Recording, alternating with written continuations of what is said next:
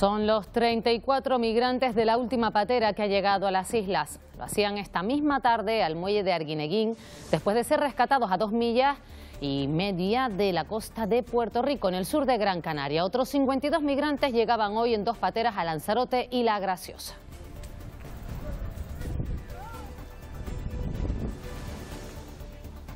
Buenas noches. Estas últimas 3 pateras constatan el repunte migratorio en la ruta de África hacia Canarias. Una travesía que le costaba la vida al menos a una persona esta semana, mientras otras permanecen hospitalizadas en estado crítico.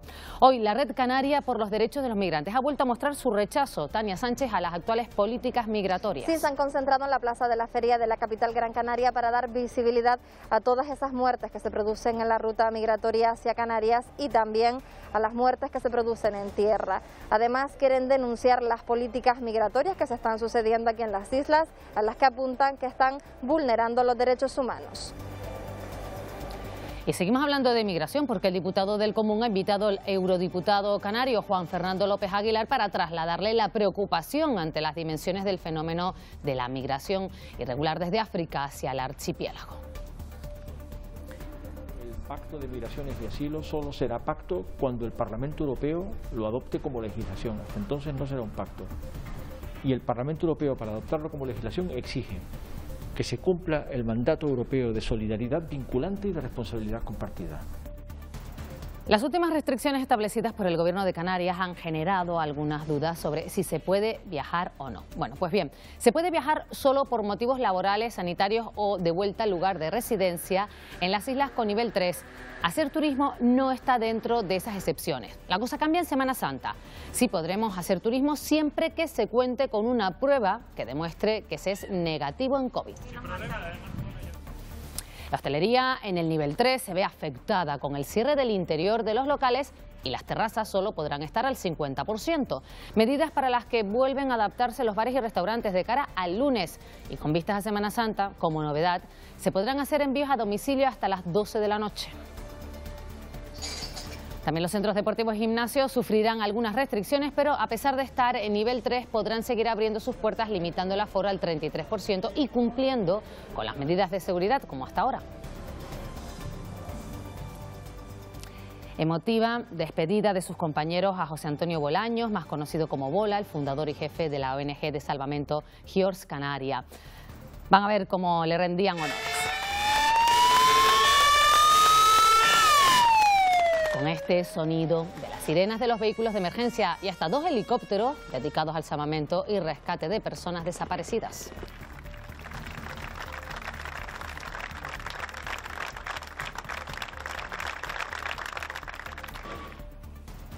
Y vamos a conocer una iniciativa del municipio de Agüimes. Han ideado hoteles para abejas. Como lo oyen, estas instalaciones de madera y barro están instaladas en los huertos urbanos con el objetivo de que las abejas puedan construir sus nidos con seguridad.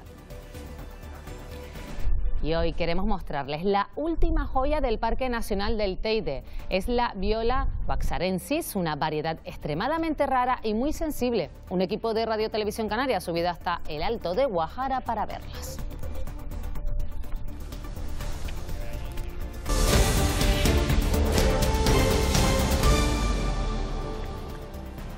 Con este gráfico queremos mostrarles cómo está la situación en las 3 islas que a partir del lunes estarán en nivel 3 de alerta. En Tenerife, la incidencia acumulada a 14 días es de 102 casos por cada 100.000 habitantes. Esto supone que se incremente el porcentaje de ocupación de camas hospitalarias, que asciende al 4%. Si miramos a Gran Canaria, la incidencia baja a 133. En Fuerteventura preocupa la ocupación de las unidades de cuidados intensivos, que llega al 31%.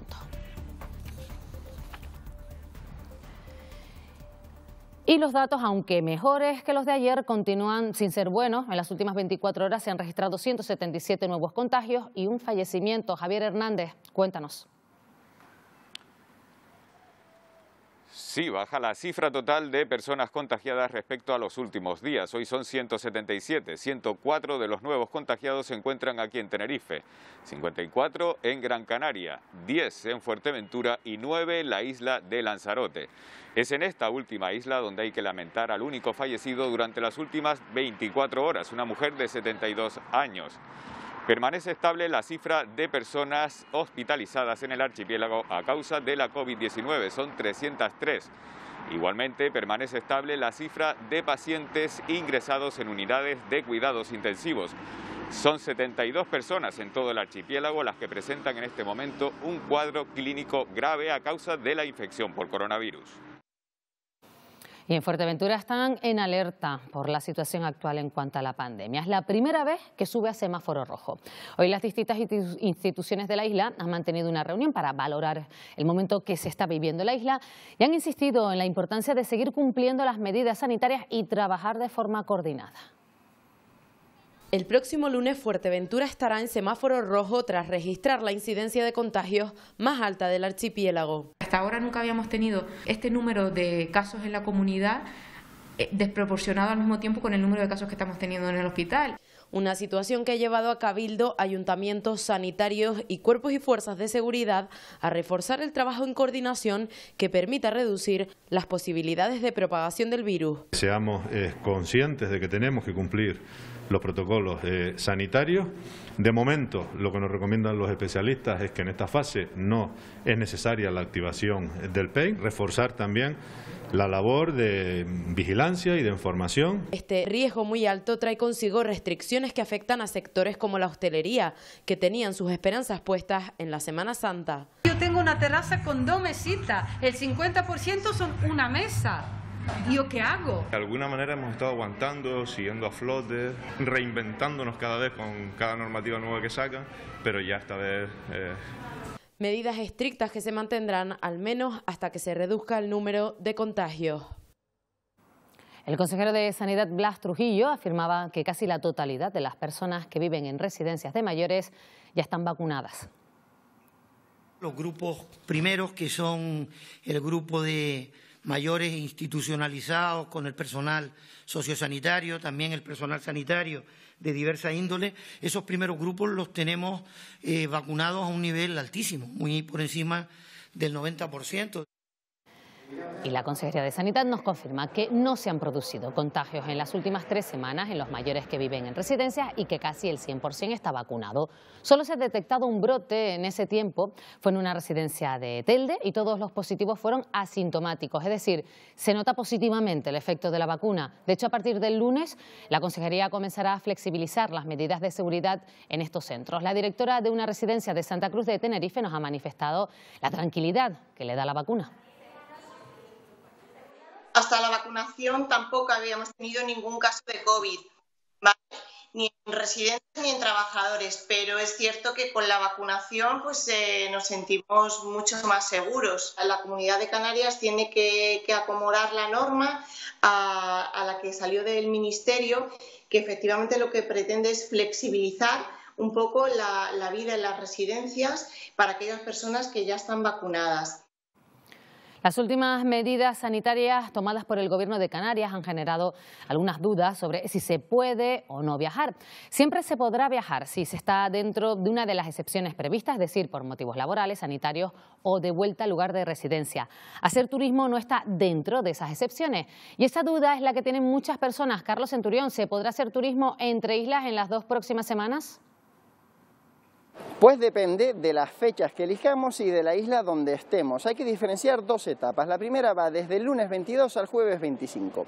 Esos días no se permite el turismo, los viajes de ocio desde y hacia las islas en fase 3, es decir, los gomeros, palmeros, herreños y conejeros sí pueden hacer turismo entre las islas nombradas, sin necesidad de PCR y sin necesidad de PCR si hicieran transbordo en Tenerife o en Gran Canaria. El viernes 26 comienza otra etapa en la que sí se permite los viajes por turismo, por ocio, en todas las islas, siempre con una PCR u otra prueba que dé negativo y que deben de tener todos los viajeros mayores de 6 años.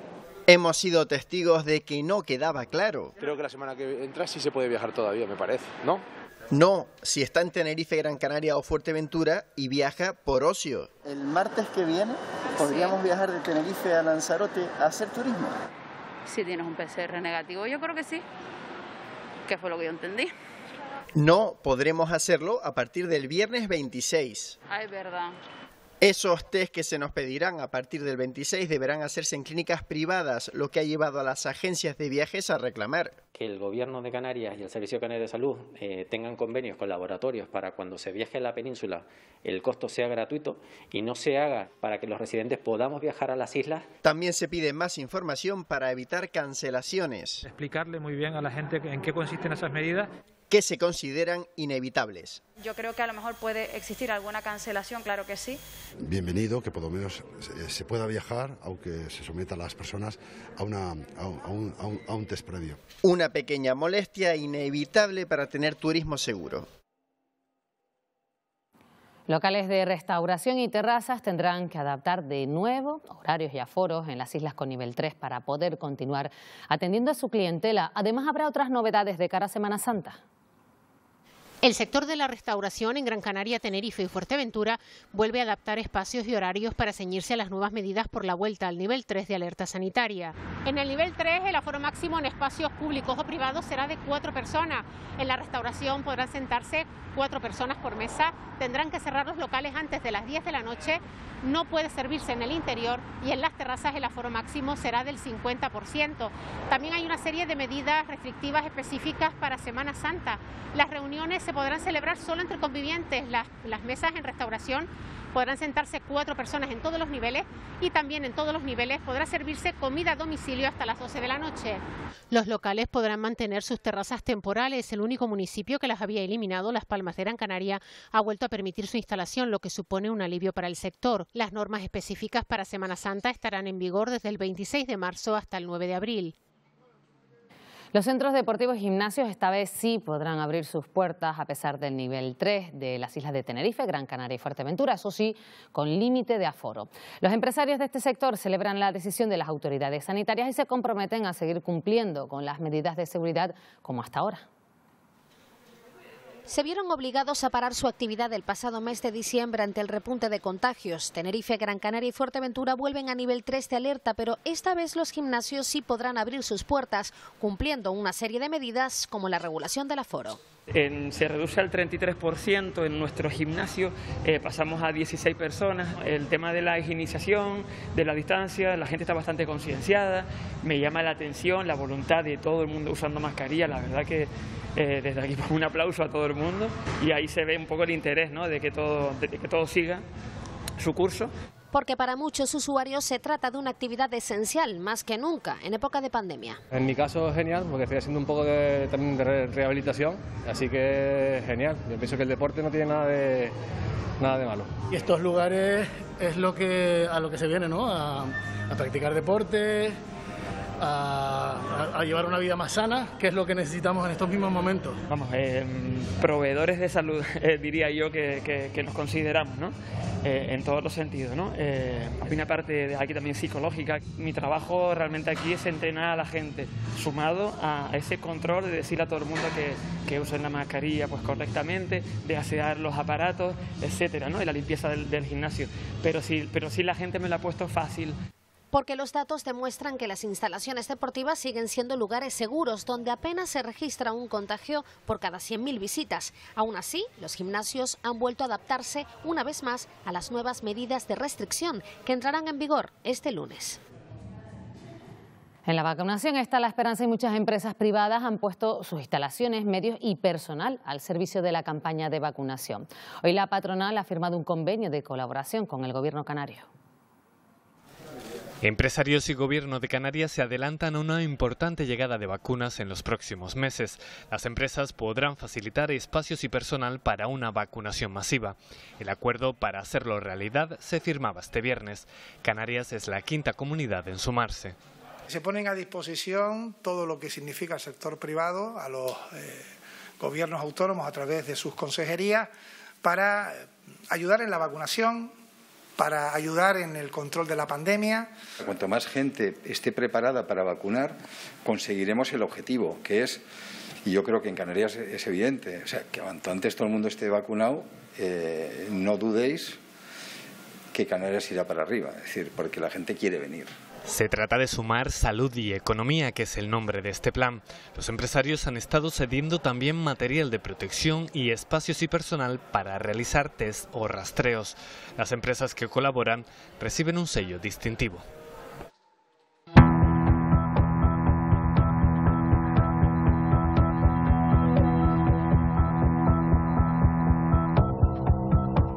Miramos un año atrás y recordamos cómo vivimos esos 3 meses de confinamiento.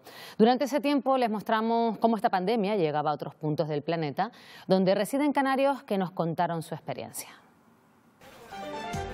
Mientras las calles españolas estaban vacías, a nosotros se nos abría una ventana al mundo a través de canarios que vivían fuera de las fronteras del archipiélago. No existe confinamiento, por eso podemos, por ejemplo, grabar este vídeo en exteriores. Una de las pocas playas de Bali que siguen abiertas. Y algo que debía estar lleno de gente, ahora mismo está desolado. También nos llegaron las noticias más duras desde Italia. Está muriendo bastante gente aquí en Bérgamo, y están apilando incluso los cadáveres en las iglesias porque no tienen sitio en los crematorios. Y comprobamos que no todo el mundo tenía acceso a los test de detección del virus. Aquí no hacen test.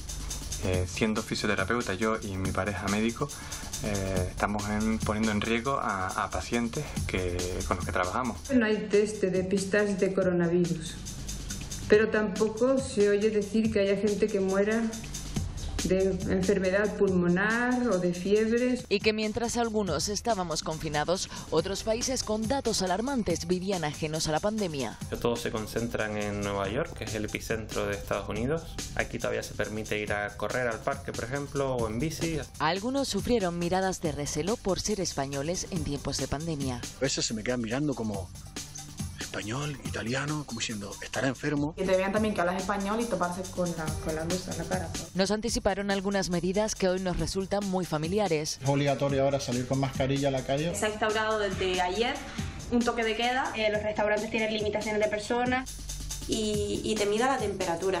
Al término del confinamiento en España había 4 millones de afectados por coronavirus en el mundo y habían perdido la vida 283.000 personas.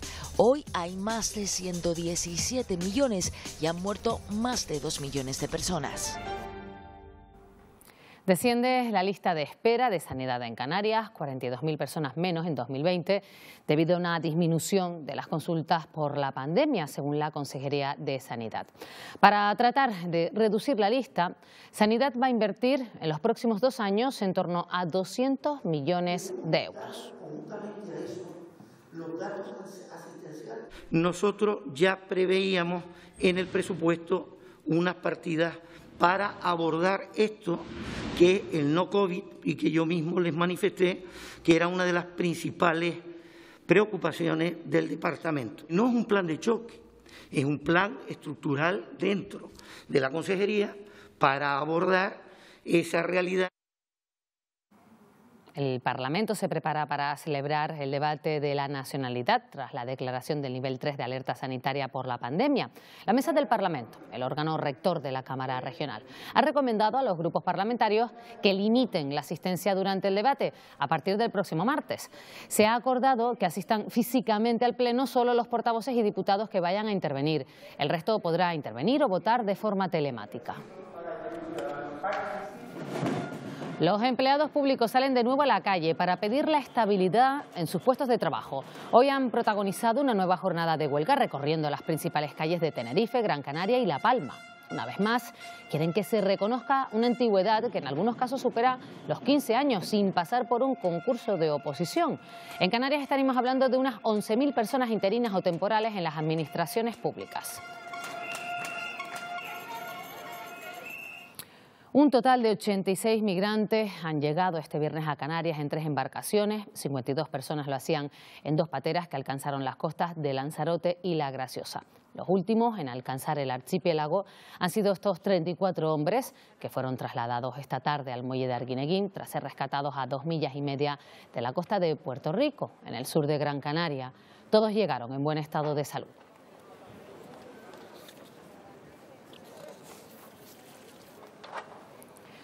Muchos de los migrantes que llegan a Canarias son menores. En Tenerife posiblemente algunos han sido trasladados a los centros de adultos y por eso la Fiscalía ha tomado declaración a la Asamblea de Apoyo a Migrantes en esa isla y también han estado presentes miembros de ONGs. Trata de esclarecer la situación de los menores en el campamento de las Raíces y las Canteras en Tenerife y agilizar las pruebas óseas que determinan su edad. Los voluntarios denunciaron las irregularidades que se han cometido a su juicio con ese colectivo. Nosotros lo que hemos hecho hoy es aportar documentación de todos los menores que han sido trasladados a los campamentos para darle más constancia y verificación de esos datos a Fiscalía y los tengan más concretos. Eso es lo que hemos hecho, darle constancia de que existen menores, dándole los datos de todo, por ejemplo, del último traslado que fue el miércoles.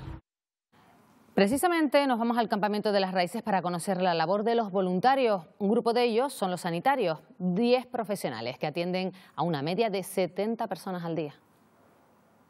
Hay que dar turno, entonces hacemos como un triaje. Y de esta forma comienzan a organizarse las voluntarias para atender las largas colas de migrantes que necesitan atención médica en las Raíces.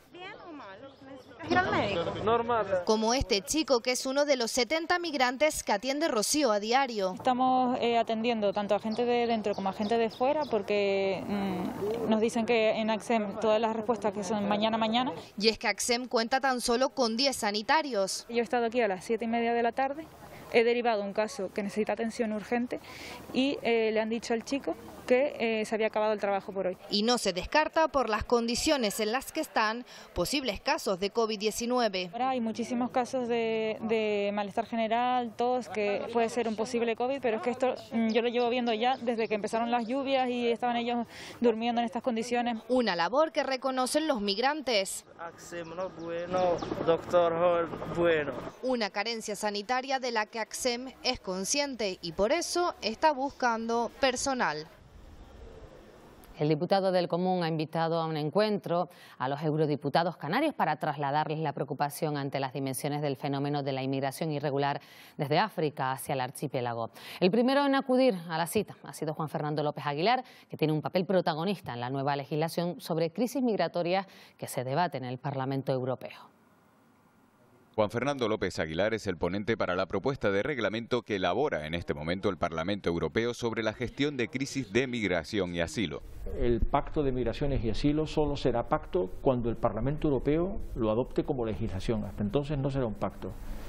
Y el Parlamento Europeo, para adoptarlo como legislación, exige que se cumpla el mandato europeo de solidaridad vinculante y de responsabilidad compartida. La política migratoria trasciende las fronteras nacionales para convertirse en un reto de la Unión Europea. Yo diría el reto más importante que tiene la Unión Europea en el siglo XXI. La última versión de la propuesta menciona la necesidad de un enfoque estructurado para gestionar las crisis migratorias dentro del territorio de la Unión.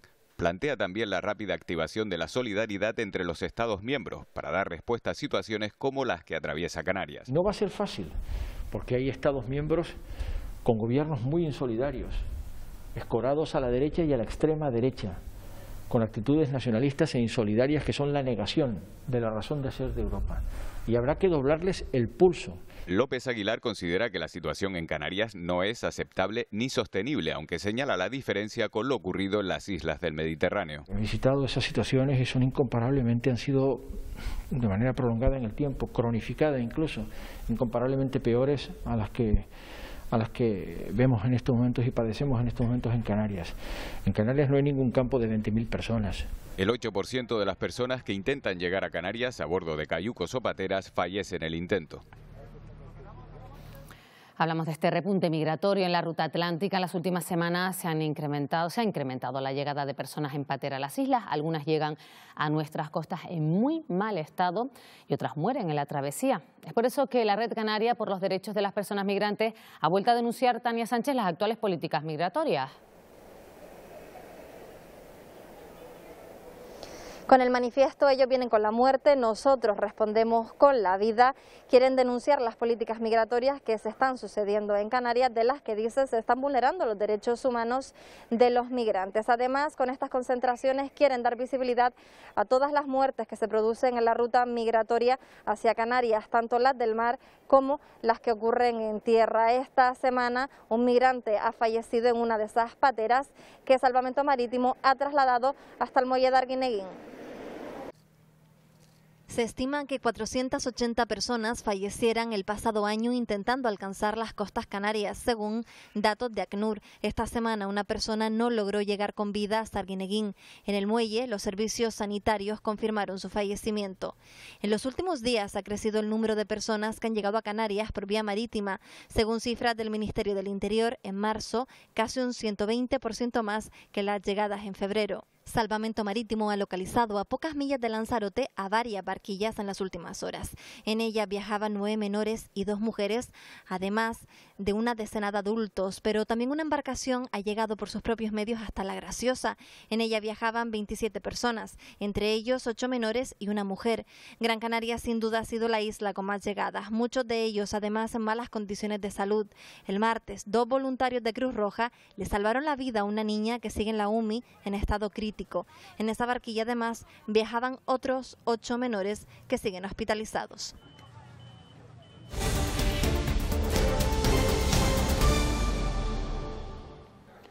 Condenado a 34 años de cárcel, el hombre que abusó sexualmente de manera continuada de sus 5 nietos menores de edad. Tiene 67 años y cuenta con antecedentes penales. Desde 2014 se aprovechaba de su condición de abuelo para ejercer una conducta de sometimiento sexual sobre sus propios nietos. Esta tarde un hombre ha sido rescatado herido tras caer en el barranco de Los Porqueros, en Candelaria, en Tenerife. El rescatado de 51 años sufrió heridas graves y fue trasladado al hospital de la Candelaria. Fue localizado y ayudado por un helicóptero que le trasladó al aeropuerto de Tenerife Norte, desde donde se le llevó al centro hospitalario. Y emotiva despedida de sus compañeros a José Antonio Bolaños, más conocido como Bola, el fundador y jefe de la ONG de salvamento GIORS Canaria.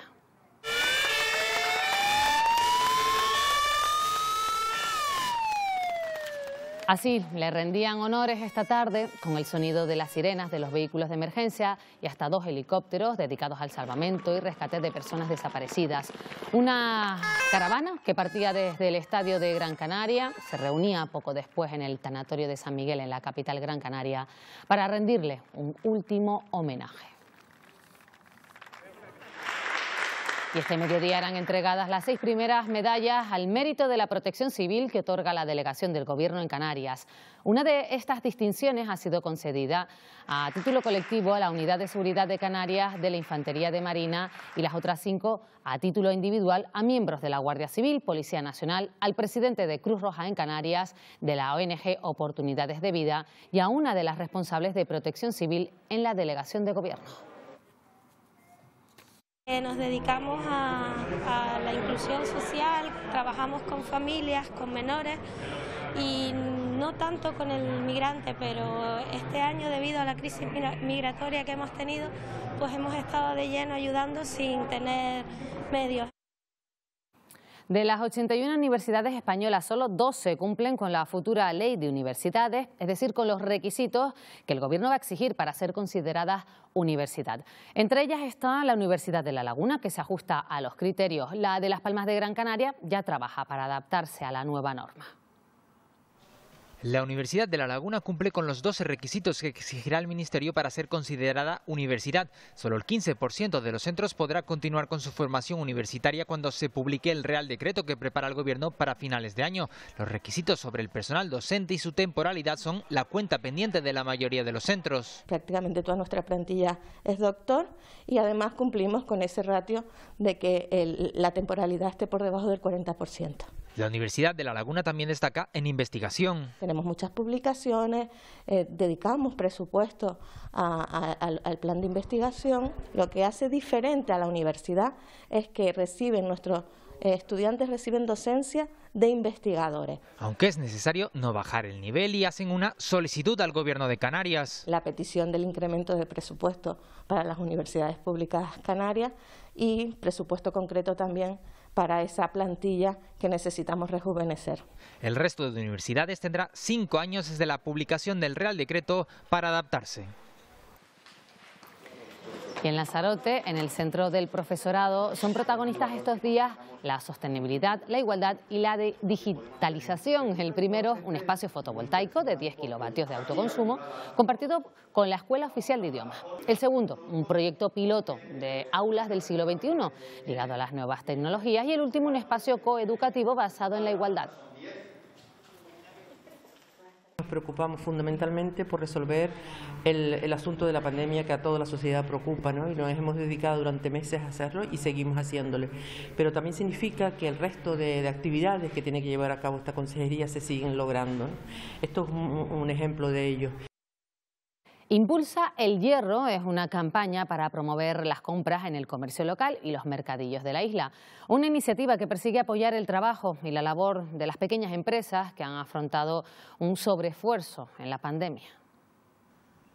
Esta tienda llevaba abierta apenas un mes cuando se decretó el estado de alarma en marzo de 2020. Al tener productos de primera necesidad, ha podido mantenerse este tiempo. El hecho de que los clientes también ya me conocían, ya sabían de mí, pues la verdad que también me ayudó, una atención más personalizada.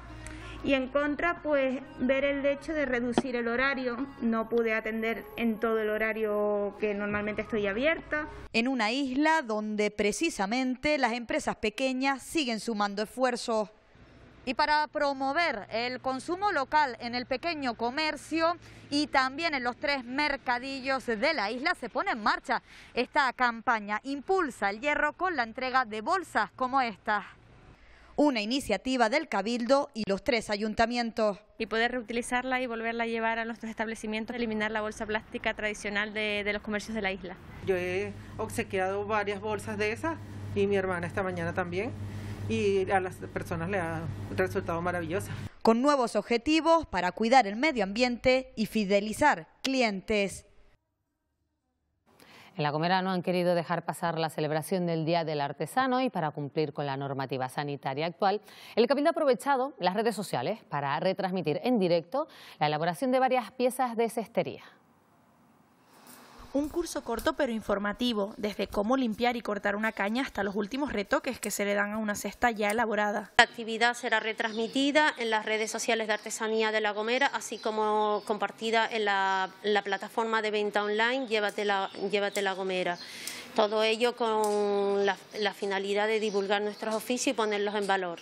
Para ello es necesario, la artesanía debe ser más que un hobby. Todo lo que se haga, bienvenido sea. Si enseñas a 100 y de esos 100, 3, 4 siguen con la tradición, pues nunca se perderá.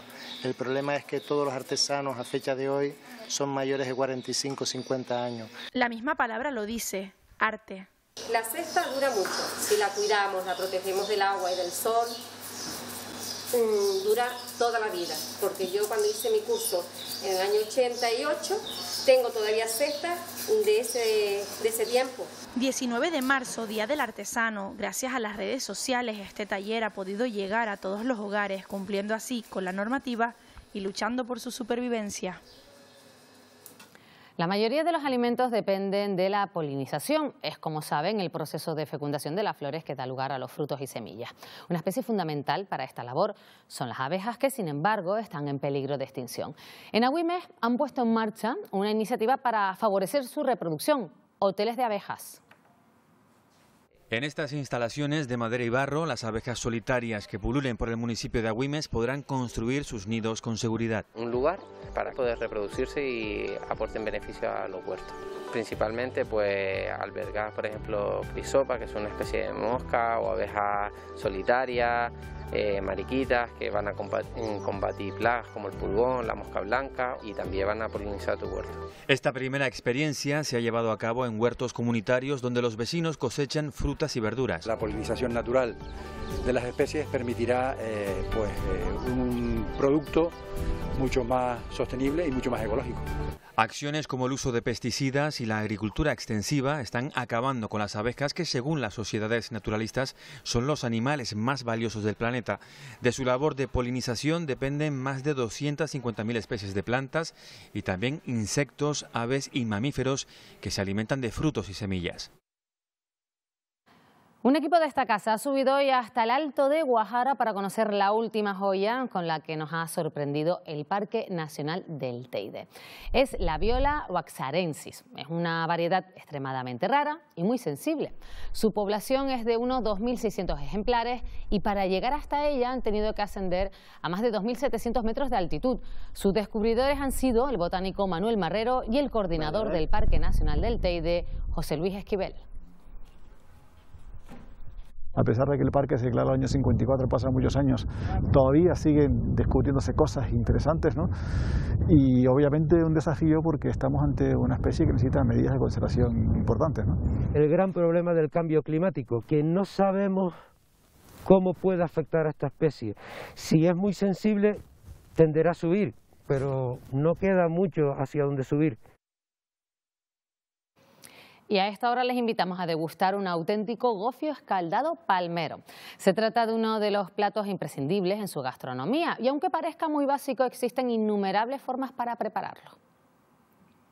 Tengo el gofio, el pimiento verde, el pimiento rojo, la cebolla, el quesito palmero y por supuesto un mojito de cilantro. Son los ingredientes esenciales, pero aquí, como en cada receta, cada maestrillo tiene su librillo. Aquí se sirve diferente a otras islas, lo que yo he probado por lo menos. Y en nuestro caso es el caldo, lo que nosotros nos diferencia. El gofio escaldado es uno de los platos más representativos de nuestra gastronomía. No en vano, en Santa Cruz de la Palma, desde hace más de una década, se celebra la Ruta del Gofio Escaldado, en la que participan una treintena de bares, restaurantes y molinas. Como entrante o acompañante, esta receta fácil y nutritiva suele formar parte de la mayoría de cartas. En todas las mesas que se precian tiene que haber gofio escaldado. El canario es gofio escaldado de caldo de pescado, hecho con cabeza de pescado. En La Palma se disfruta mucho en muchos restaurantes por ahí, en las casas y tal. Es primordial en cualquier comida. Sea como sea, el gofio escaldado siempre está presente en nuestras mesas. Hoy 19 de marzo se celebra la festividad de San José y también el Día del Padre. La figura paterna ha dado grandes momentos al cine. Aquí les ofrecemos una pequeña muestra. Pocas relaciones paterno-filiales encontraremos más complicadas que la de Vito y Michael Corleone. El primero lidera una de las 5 grandes familias de la mafia. El segundo trata de escapar de la sombra de su padre. Ese es el punto central del Padrino y también un ejemplo de cómo el cine ha reflejado historias de padres e hijos tan disfuncionales como la de Luke Skywalker y Darth Vader y aquel famoso "Yo soy tu padre". Padres ausentes como el de Kevin McAllister, personaje interpretado por Macaulay Culkin en Solo en Casa. Padres protectores que mueren defendiendo a sus hijos como Mufasa en El Rey León. Y padres fallecidos que vuelven a contactar con sus hijos a través de un equipo de radioaficionado como en Frequency. La magia del cine así lo permite. Todos ellos protagonistas de grandes historias. Todos ellos muestra de que los padres son parte importante de la historia del cine.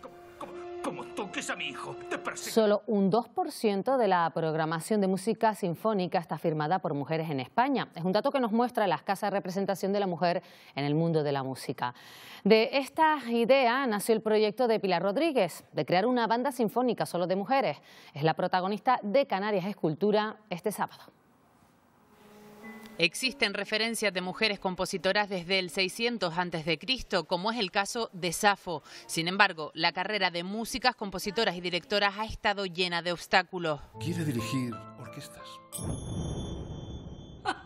Hoy, ellas se siguen encontrando con un ascenso desigual. La Orquesta Filarmónica de Viena, que es la que todo el mundo ve en Año Nuevo, nunca jamás ha sido dirigida por una señora, por una mujer. Va a quedar mucho, pero te pones a contar de casi 100 personas, 100 hombres, 5 mujeres había. Y no porque no existan las mujeres, hay un 70% de mujeres que estudian las carreras de música.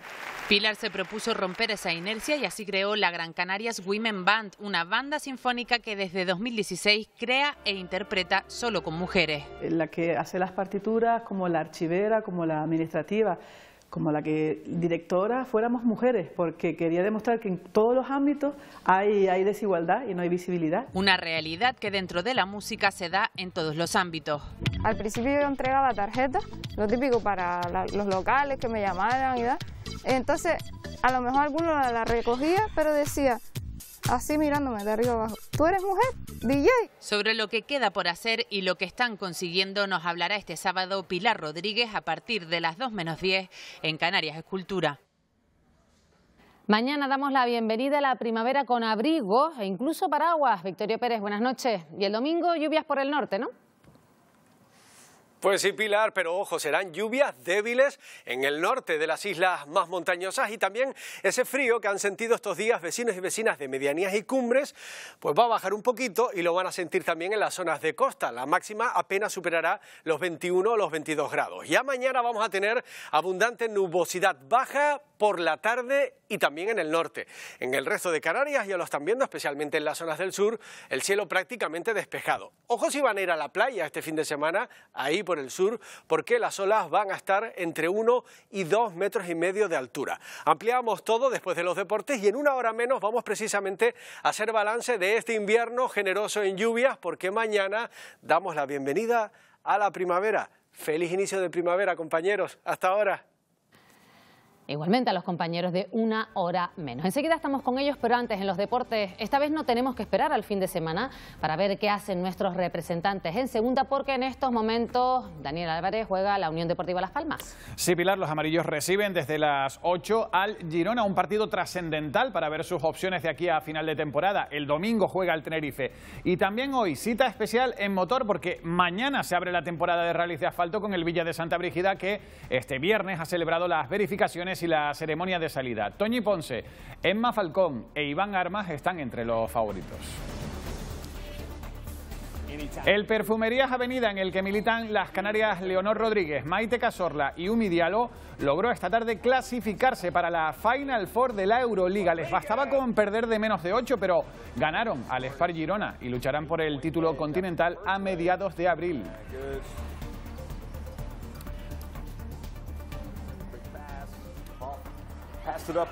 Y recuerden que ayer en la Eurocup, el Valencia, donde hay otra canaria, Leticia Romero, también se clasificó para la Final Four, un pleno. Enseguida nos cuentas todo, Dani, pero ¿te imaginas cómo era nuestro archipiélago Canarias hace 100 años? Me pilla un poco lejos, pero quiero verlo. Venga, bueno, pues vamos a verlo enseguida, vamos a imaginarlo.